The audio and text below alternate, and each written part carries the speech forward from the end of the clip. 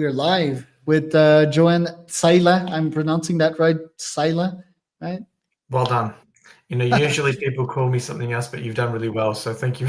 So thank you very much for trying. Yeah, it's You're Johann probably Psaila. the only Johann Psaila in the world, or something like that. But yeah, Johann is a founder and head coach at Blueprint Coaching. Woke up at 5 a.m. for me today. So quite grateful for that. He's in sales, just like myself. And yeah, we're going to talk about some of his systems today, some of his background. So, Johann, welcome to the pod. Tell me a bit Thank more you. about yourself and what you're up to nowadays. Thank you. Thank you for inviting me on. And I am a early riser, so do appreciate the invite. What do you want to know about myself? Everything. Everything. Let's have a bit of fun. I think not on the professional level, on the personal level. Probably built up my life to help a lot of people. That's my focus.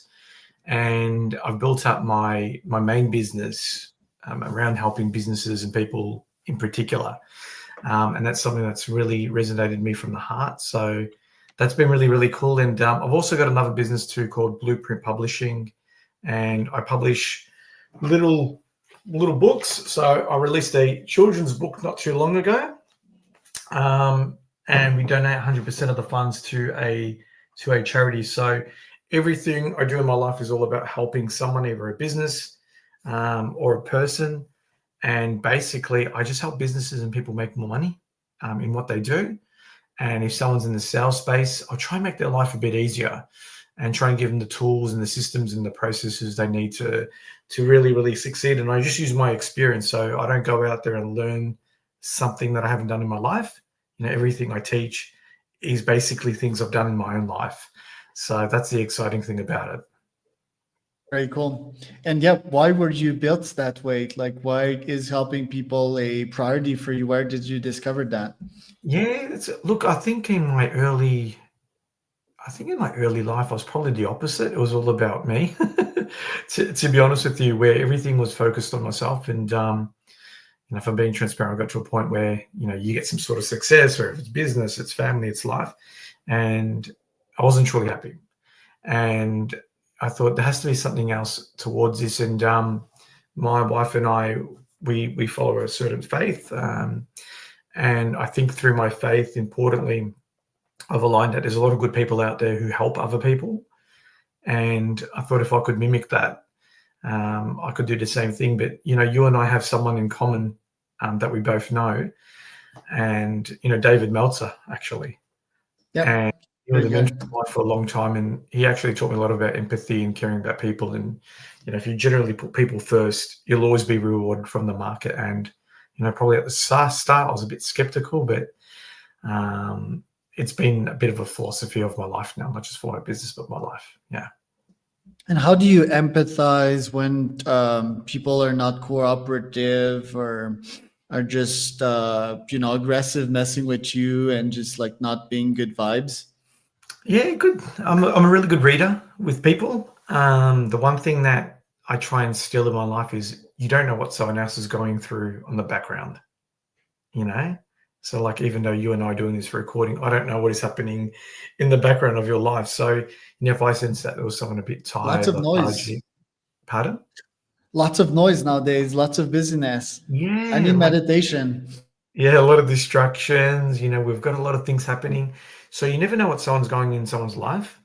So what I try to do is when someone's going through a problem, rather than ignoring them, acknowledge it. That's how they feel. Sometimes it's timing. It might not be the right time for them to communicate with you. But then sometimes you might just have to be direct and say, look, hey, is there anything you're going through? Do you want to have a private chat? And that happens in my coaching business too. So I'll talk to people where, one day everything's fine, and then the next week they're a different person, different species. And when I talk to them, I find out, hey, what's really going on? And usually it's got nothing related to you. Our ego wants us to think they're angry at us or they're upset at us. But the reality is there's something always going on in the background.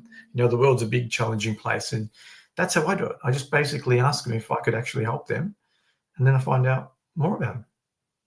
Do people realize what's going on in the background? Because a bunch of people don't seem to be conscious.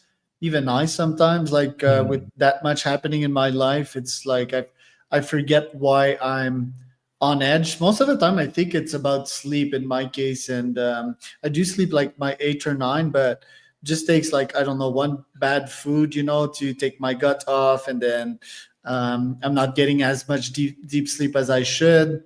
Yeah. Wake up the next day, have a deficit, and then it goes on like for the second day, which is probably myself like today. Um, so like, do people realize what may be setting them off, and yet like how do they offset that once they can realize what's happening? Good question. Self-awareness is a big important tool, and I don't think sometimes even myself, we forget what we feel, and sometimes we get caught up in the moment. I think that's the most important thing. Or I don't know. I've never known anyone who's operated 100% all the time. Anyway, I think that's a fallacy, right? But it's being aware, and the way you be aware really is just I journalize a bit. I take a lot of notes about myself, and then over the years, I kind of know what works for me, what doesn't work for me. But definitely, I think 90% of people won't have any self-awareness about what's really going on. And sometimes we look at the surface level as well. They only look at, I'm tired, but why are you actually tired? Why aren't you sleeping right? Like you said, is it the food that you're eating? And then it's like going even further about, what type of food have you exercised that day? And it's self-awareness is so important, but not many of us do it. It's a conscious choice, right? It's not just a thing that you wake up and do. It's not a habit thing. It's definitely a conscious choice, for sure. And you launched your coaching business in 2022, right? Like that's only 3 years ago. What prompted you to do that? Yeah, so I've been in sales since I was 14 years old. I'm now 41, and I love it. Like I've always loved 26 it. years. 26 years, yeah. And when you say it like that, it makes me feel a bit older now. 36 years, Because 26 you are. years in.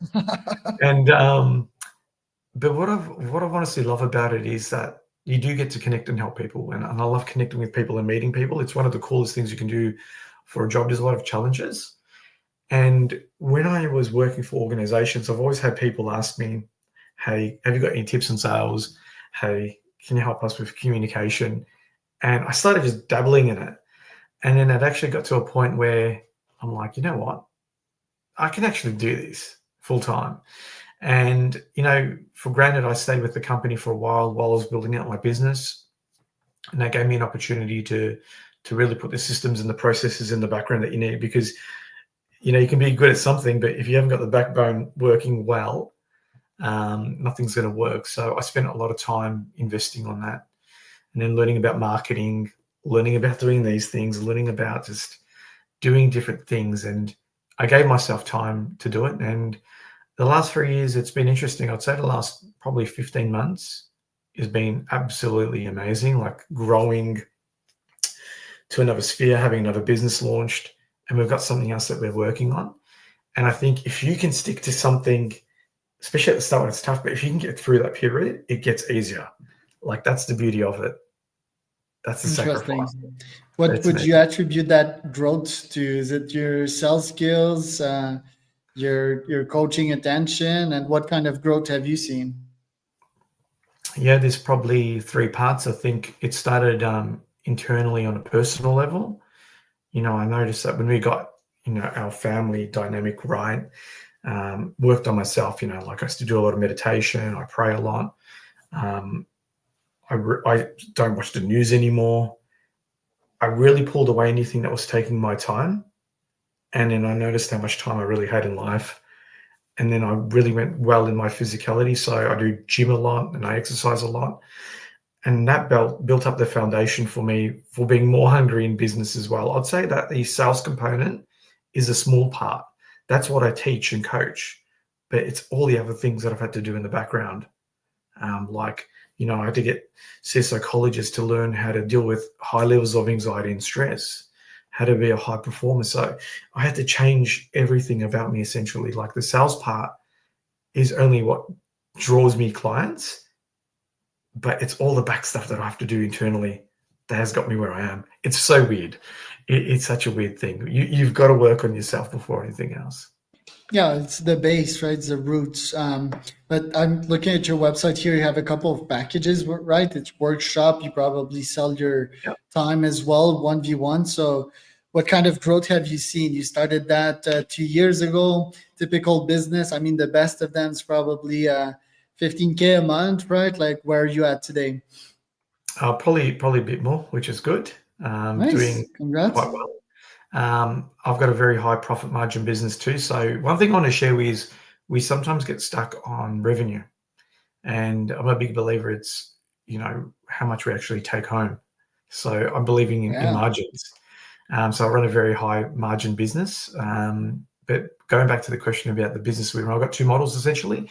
So number one is I don't do one-on-one coaching anymore. I learned very early after the first year I couldn't scale, and I was selling my time, and that really, really killed me. It really killed me at the start because I'm like, you need to do 10 customers in a week to make the same amount doing a sales workshop. So I really quickly evolved to doing sales workshops, and they generally go for 3 to 6 hours, and we can charge between anything from 2,100 to 4 grand to do that.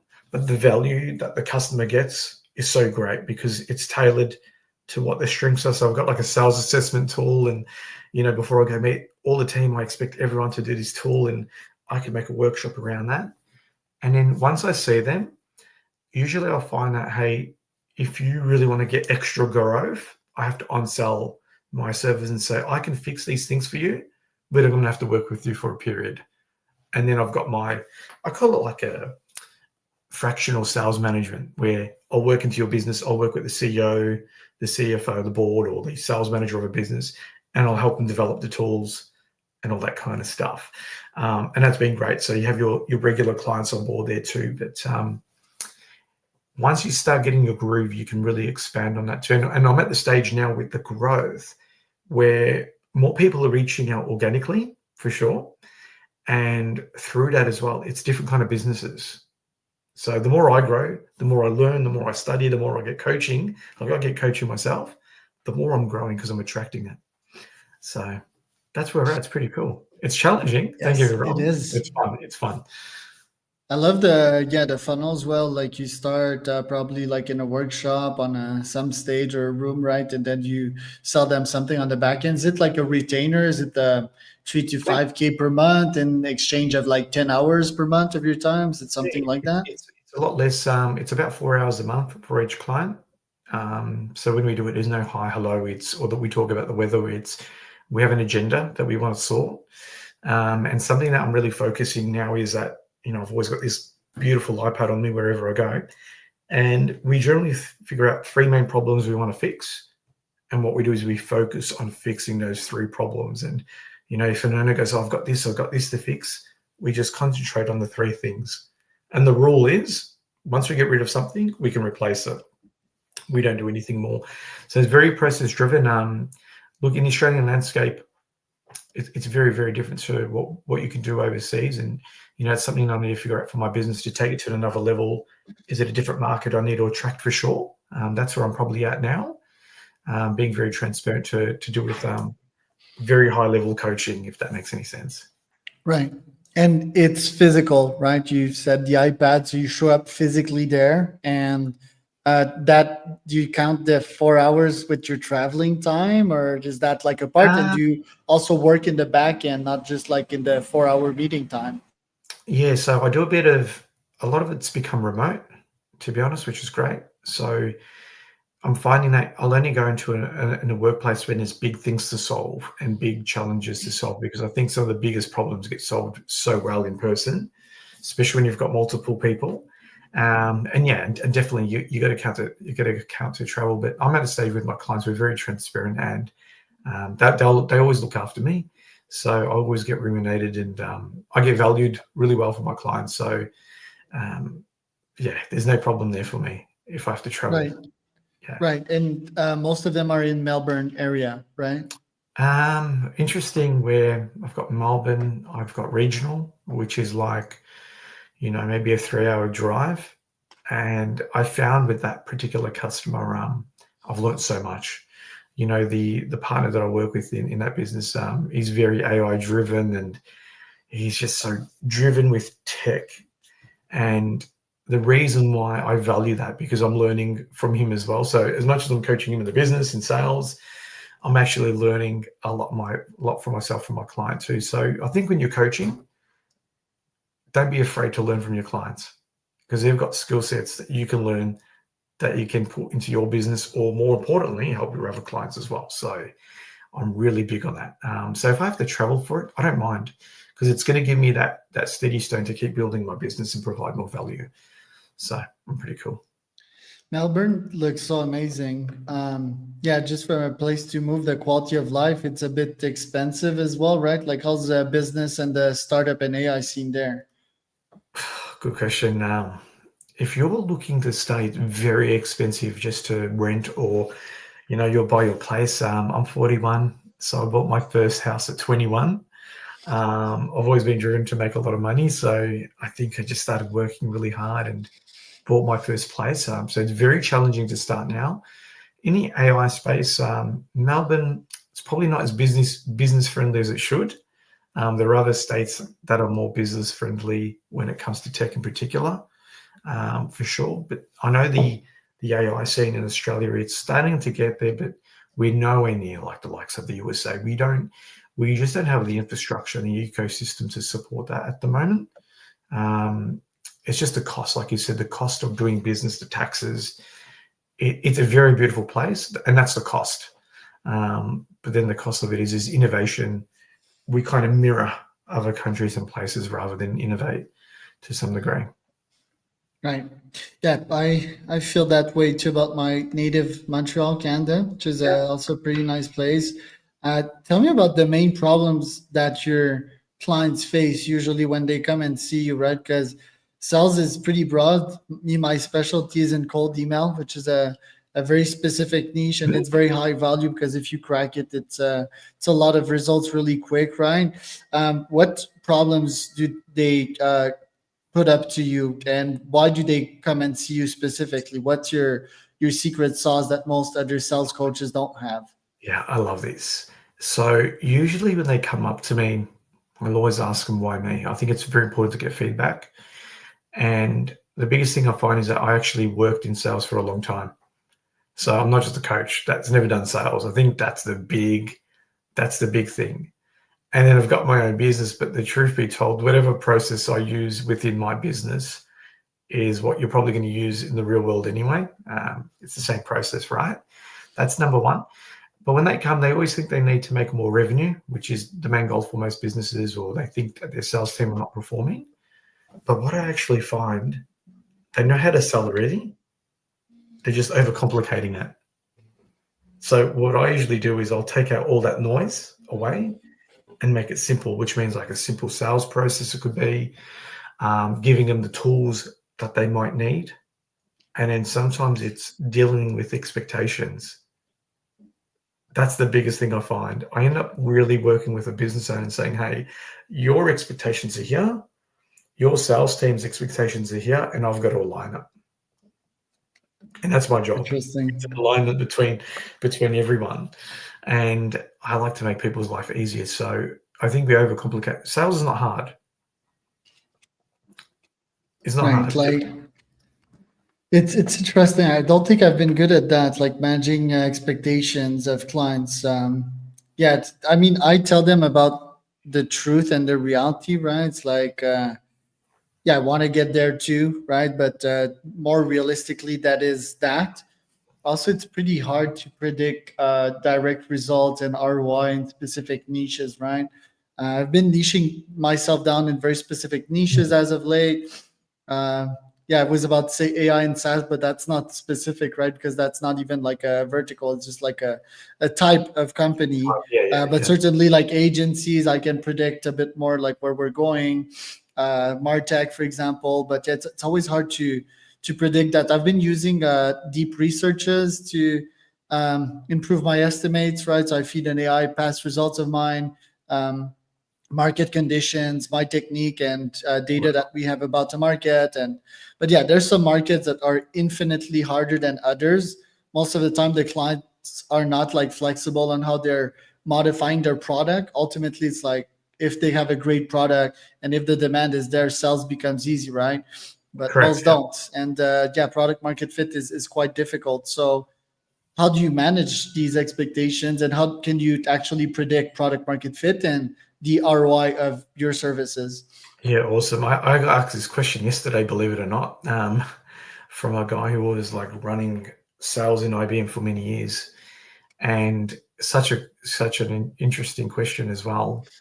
And I said to him, the reality is the only way I can give a guaranteed ROI is by being accountable by results that the sales team performs. So if they're not performing, even if I gave them all the tools, I still take some sort of accountability on that, because it's either they're not coachable or I haven't dialogued a message correctly, whatever that may be. So when it comes to the ROI, I measure it on a monthly basis. I'm pretty hard on myself, if I'm being transparent, because a person's paying quite a bit of sum to get results, and results in 4 weeks to 6 weeks, I usually have a really good guide on where they're heading. So that will solve that problem. The expectations part is that, say I'll give you a number. Say you want to make $15 million a year and you're at $7 million a year. This is an example I shared yesterday. And you want to double your business. You're going to have to also double your infrastructure. And not many people are prepared to do that. They want one person or two people to continue to do the same level of work. And the reality is, the expectation you've got to have is that when you go from 5 million to 10 million, you've got to have a different person working in your business as well. That person that got you to 1 million is not going to be the same person that gets you to 10 million, because we all have different skills and drive and hunger and learning abilities. And sometimes it's just that. Saying, look, if you want to grow your business, you're going to either need more staff or a different breed of staff. And that's the expectation. And also the other part is work in blocks. When you've got achievable small blocks, your motivation as a team is more tangible. You're going to go for it. But when you set something so big, as soon as you have some sort of resistance, I'll give up, I'll quit the job, or I'm going to move on. So do it in blocks. Have a plan where you do it in stages, and you get milestones out of that. I'm big on that. It's like training I used to run marathons, right? I used to run 60 kilometers a week, and I didn't go from 0 to 60 kilometers. I went from 0 to 5 kilometers in a week, from 5 to 10 to 10 to 15 to 15 to 30. And I use that same principle in business. You grow in steps. Right. They had yesterday. I had the fourth fastest runner in Australia on my podcast. He ran 260 kilometers in 24 hours. So yeah, was representing Australia. Yeah, quite an amazing guy. Yeah, I love how you break down in milestones. And yeah, probably the easiest way to scale an actual business is increase the spending. Like most people don't realize that. It's so silly, but if you just spend more on software and scale, and that's the easiest way to scale. And then it's all about determining like the bang out of your buck, right? Like if you spend $1 and you get three, usually with time it's diminishing return, right? So it's $1, then you return 250, then eventually 2, then 170, and then you sort of need to change solution and scale in a different way. Most people don't realize that. I want to talk real quick, last minute here, like about your book publishing company. Why did you actually publish a children's a book for children's? A bunch of people do that in sales, but yeah, why? Yeah, all right. Quick story. I was actually dyslexic growing up, so I couldn't read or write. I want to make that. I don't mind sharing that. I read a kid's book for 3 reasons. So number one is that I believe that my wife and I, we worked on herself mentally to grow. But what I personally discovered that children just need a stepping stone with mental conscious. So we talked about awareness at the start, and I wanted to create something that had affirmations, which is my book, that can impact the child, but more importantly, build a relationship between the child and the reader. And I thought, I'm just going to create a book. And it was about a 6 to 7 month process. And I reached out to some publishers, but I'm not a well-known publisher or a writer or an author. And I thought the most easiest way to overcome those obstacles was to self-publish my own book. And then I created a publishing arm for that business.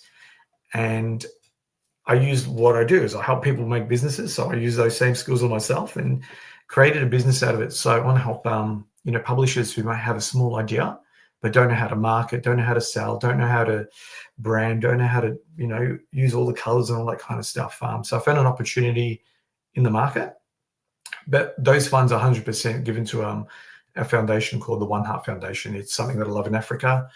So it's a part of my arm where I can give, where everything I make in my business is for us and for investing. So it's got a lot of good things about it. Very cool. Well, John, thank you for coming on today. Where can people find out more about you? You can go www.blueprintcoaching.com, www.blueprintcoaching.com.au. If we can leave a description tab as well. I'm on LinkedIn, I'm on Instagram.